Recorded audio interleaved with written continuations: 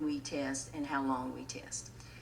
Dr. Cavallo, I know that you've been active in Miami-Dade on the issue of overtesting, and even to the point of going to the state legislature. You want to tell folks about that? Sure.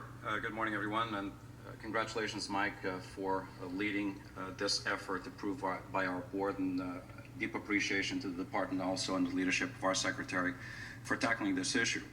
Number one, the benefit of being last to speak is that all the smart things have been said. So I'll just bring to you the perspective not only of the superintendent of the fourth largest school system in America, but also a practicing principal still today. So I experienced this situation as I hear it from teachers, from my colleagues, and also as superintendent. Let me first allude to the fact that I think one of the most important conclusions in the report is not clearly stated in the report, which is that as a nation, we will not assess our way to academic excellence. That's clear. Secondly, we need to focus, shift away from a strictly quantitative analysis of how much time and how many exams we put before kids, over to a qualitative conversation about the efficacy towards teaching and learning that these assessments, these tests actually provide us. Can they actually improve and inform teaching and learning in a classroom? Are they useful to teachers? And do they transparently inform communities of parents about performance?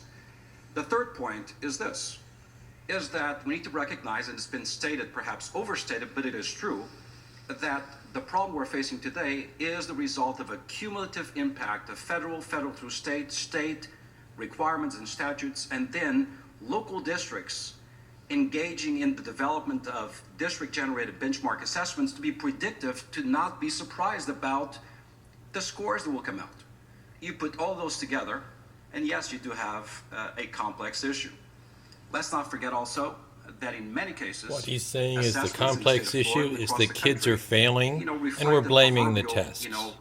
Tail wagging the dog. We need to stop this craziness. It's insane. And learning, they were in fact generated as a matter of statutory requirement to drive teachers' evaluations. So a few years ago in the state of Florida, he's being polite. Were passed that he's saying everyone's nuts. That a student achievement data level would be used in the evaluation of every teacher. The state solution, statutorily mandate an end-of-course assessment for every single course taught in the state. That's literally hundreds, if not thousands, of end-of-course assessments. But that's not why the kids are failing. Number one, I embrace the fact that rather than ask permission, you testing has nothing to do with it. Testing shows that they're failing. It does not show why, and testing is not the cause, which is what he's going on and on now about, unfortunately, sadly, himself. Generating benchmark data. Simply eliminating blah, blah, blah, blah, blah, blah. restored up to 260 minutes of teaching time. And he's the best of the best. Secondly, we lobbied Tallahassee. We testified but in things Tallahassee, are changing. And the governor he's almost there. Issued an executive order mid-school year. He was very careful to say, hey, I'm not crazy, right up front, the first 30 seconds before the next immediately decommissioned 10 minutes. To 300 end-of-course assessments. He said, number one, virtually at the elementary level, can't assess our way to teaching excellence. Assessments to 0. At the middle school level, from 77 assessments. And now he's going to go on and say over and over again how tests are the cause. The real breadth of coursework from 186 to just 6. So yes, it's all the tests we took. That's why they're failing all the tests, because they took the tests. How does everyone's head not explode? Percentage of time consumed by testing. It's really both a quantitative analysis of can't take it anymore. My head's going to explode. The kids are not failing the tests because they're taking the tests. And studying to answer questions, when you fail the questions, you're not failing them because you studied too much. Hello. That sounds like an excuse from a second grader. Stop it. So, Secretary Duncan, your heads are all going to explode. It will happen. This morning is that the president went on Facebook on Saturday and put out a statement and about overtesting. And yes, overtesting is why they're failing. Clearly, your head will explode from saying that. End of an Watch. era, kind of right the there. end of the right there. NCLB era.